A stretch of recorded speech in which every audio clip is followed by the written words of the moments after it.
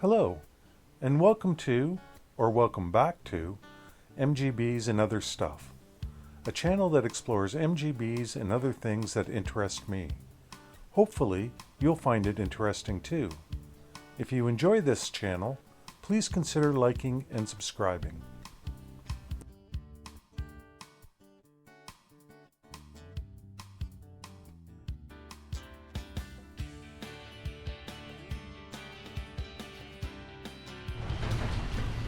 Hi folks, it's Friday, November 11th, 2022, and it's a very rainy day out.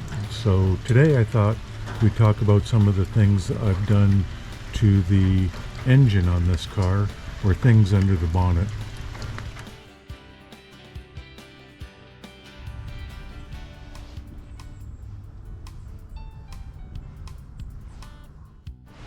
So one of the first things I changed under the bonnet was to replace the oil cooler. I would take it out for a long drive and there'd be a oil stream coming out of it. So I tightened down the nuts on the oil lines, and that didn't fix it. And they're cheap enough, so I just bought a new one. Easy to come out, 4 bolts and nuts. Hold it to the pan here and reattach the lines, and everything's been good ever since. So those lines run, of course, all the way back to the engine, back there, and then the other line from the oil filter.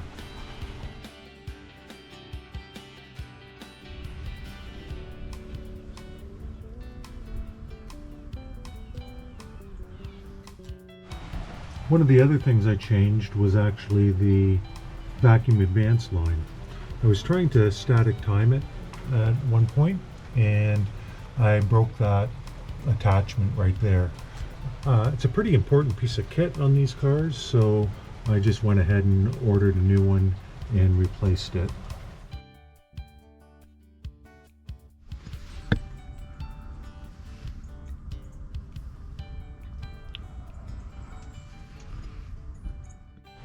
This spring I also replaced the water pump, and I'm going to save that for another video. I did have quite a issue with this fan, this 3-bladed fan, and how it attached to this pulley. I'm going to show you how I finally resolved that issue, but it's pretty involved, so I'm going to save that for another video.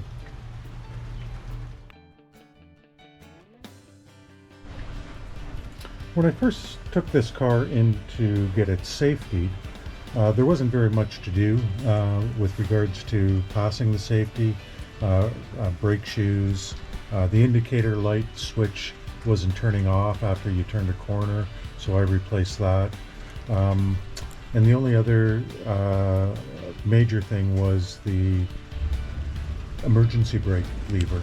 So it wasn't ratcheting up. You could engage it, but you had to pull it all the way back and then find a spot where it would click in. Unfortunately, I couldn't find a replacement for it, and fortunately, my mechanic was able to take it apart, put some weld material in there, and notch out new teeth, and so now it works perfectly.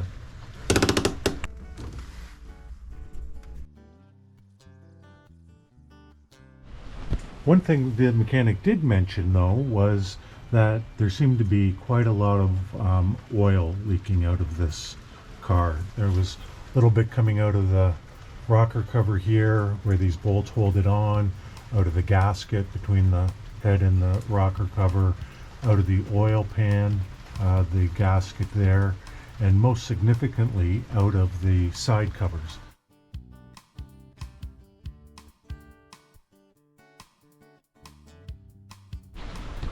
And the mechanic said that he could replace them for me if I ordered those gaskets. There's a little bit of discussion as well about whether the rubber or silicone gaskets or cork gaskets are best. I ended up using silicone gaskets, although I must admit I ordered cork ones as well, just in case. So I have them as a backup for spares.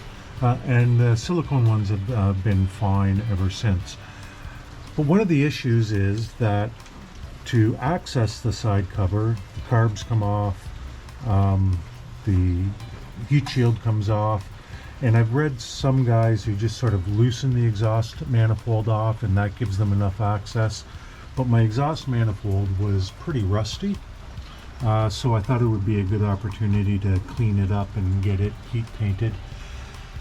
So I ended up taking the entire manifold system off, and I ran into a few issues pretty quick, and I'm going to share those with you. So I'm going to see if I can get a image of those side covers. There's the front one, and I don't know if you can see the back one. In the back, they're each one is different. The front one actually serves another purpose, and that's what really led me to discovering how changing the oil cap was going to make a world of difference. So the first issue was with the exhaust manifold down at the downpipes where the exhaust flanges are, and the studs that are in there. Of course, they were a couple of them were pretty rusty, and when I was trying to get the bolts off, or the nuts off, I snapped the studs, and so that posed a little bit of a problem. I was lucky though; I took it to the local muffler shop, and he was able to get them out for me, heat them up, and get them out, and he didn't charge me for it, which was very kind of him. The other thing I didn't anticipate was the amount of other things that I'd have to replace. And so one of them was the studs for the exhaust manifold flange, and of course there's two gaskets in there that needed replacing. And also there's a series of paper gaskets that run down from the air intakes to the manifold, to these little spacers here. And of course, removing those, I tore a few, so I needed to replace those. And that really sort of delayed the entire process because now I had to order parts and wait to get it all back so I could reassemble after changing those side cover gaskets.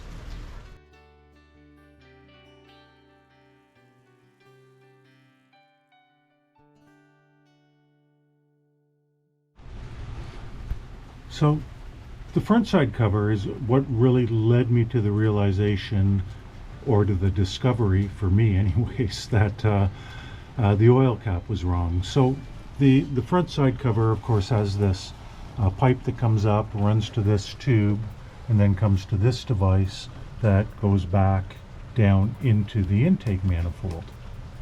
And I wasn't really quite sure what the purpose of that was. I knew it had something to do with pollution control, but I soon came to realize that it serves a much more important function than just that. So again, that front side cover is quite a bit larger than the rear side cover, and that's because it houses a wire mesh. It has some holes in it that obviously are there to vent somehow, and of course then that it's attached to this tube and to this, what I learn now is a vacuum line, and this, which I now know is a PCV valve, and that stands for positive crankcase ventilation. And so the first place I normally go when I'm having some issues with the car is the Haynes manual. Now the Haynes manual can be pretty vague at times, and but I did find some information, and that's what really started me on this journey of discovery. And so under the emissions control portion, they talk about this valve. They don't call it a PCV valve. I'm going to look up what they call it in there. But anyways, under regular routine maintenance on these PCV valves, it talks about renewing the oil filler cap. And so this isn't the cap that was on it. I'm going to show you an image of it. So this was the cap that was installed. And of course I wondered why renewing the oil filler cap was going to make any difference to the operation of the PCV valve. This was the cap that came on the car when I bought it, and you know, the car was total restoration, and so was the engine, and so I just assumed that the oil cap was just that, a cap that gives you access to put oil into the car. The only thing I thought that might need renewing would be this rubber gasket that seals up that cap on the rocker cover. So I went back to the Haynes manual, and because it referenced regular maintenance, I decided that I would go to the front of the manual where it talks about, you know, every so many miles you should be doing this to the car and to the engine. And so under 12,000 kilometers or 20,000 miles or annually, it says to renew the oil filter cap, not filler cap. And again, I went back to my original cap and thought, well, you know, there's no filter in here, air doesn't pass through it, so there must be something more to this. So I went to the MGB Experience forum and, you know, started looking for information on it. And honestly, there was some information on it, but honestly, I went away a little more confused than I did satisfied. But there was some links to articles. So I followed those links. I'm going to put those in the comment section below so that if you want to read them, you can. And I found some really excellent articles on how these PCV systems work and why they're important to the car, and how important on a system like this a vented oil cap is. Moss Motors also has a 5-part video series on why you should be running PCV valves and how important they are, of course, to the operation of the car and the engine, and how they can help prevent oil leaks. So when your engine's running, there's obviously what they call blow-by, fumes, oil, unspent fuel line or gas getting past the pistons, into the crankcase, into the oil pan, and it's building pressure in there, and that pressure needs to be relieved. In the old days, they would have just run what they call the draft tube coming out of the I'm not sure, out of the rocker panel or out of the block, that would vent right into the atmosphere. But that was a pollution issue. So I think in the early 60s, a lot of cars were being fitted with these PCV valves. And what they do is take all that fume and pressure out of the crankcase and vent it up to this valve, which puts it back into the intake manifold, where it goes back into the combustion chambers and gets burned again, and then of course out through the exhaust. So these pollution control systems, of course, have evolved over time, and especially with MGBs, they became much more complicated. There was vacuum canisters and charcoal canisters and anti-run-on valves, and they started venting them from the carburetor to allow fresh air into the system. And that's really what this car was lacking, was fresh air into the ventilation system, or the positive crankcase ventilation system. And that came through a vented oil cap. So these oil caps, the one I ordered at Renew, is much deeper than the original one. And in that area, it houses a wire gauze that acts as a filter. And then along the top here are the actual ports where it vents and allows fresh air into the system. And honestly, when I started running this vented oil cap, all my oil dripping woes disappeared. So what happens when these systems aren't working correctly? It could be because the PCV valve is not functioning properly.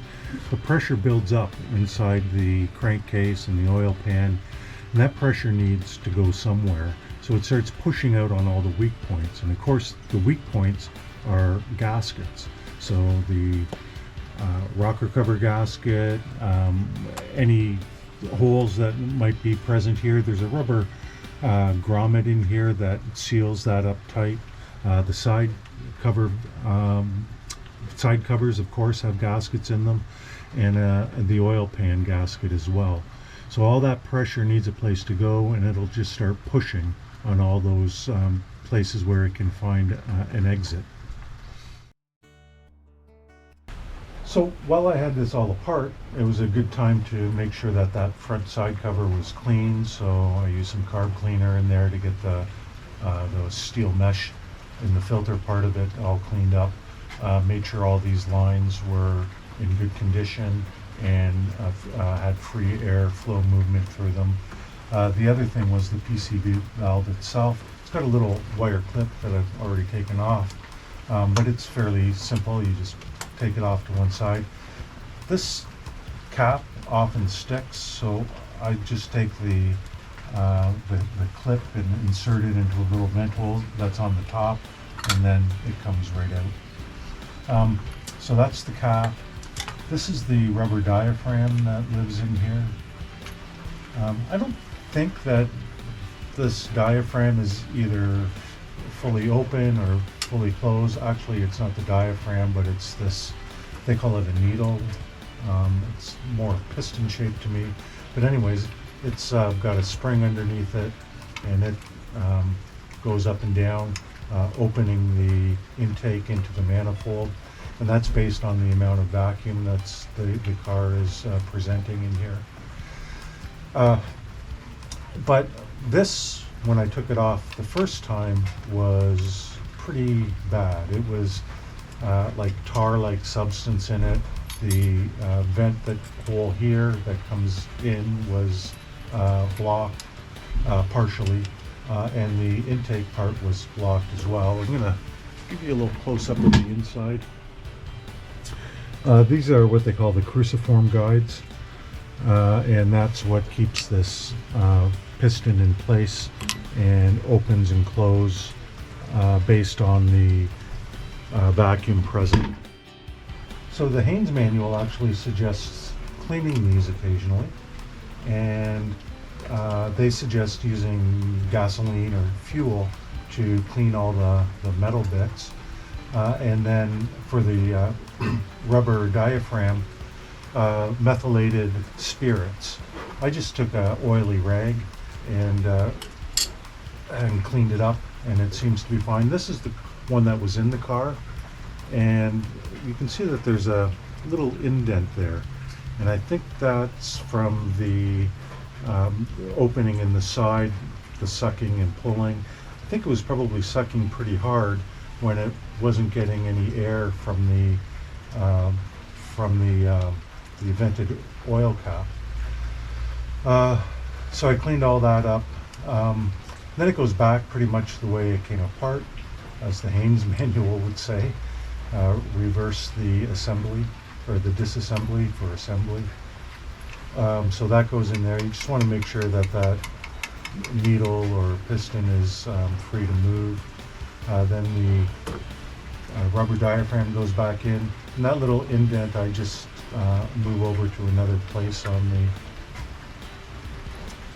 installation, and then of course the cap goes back on.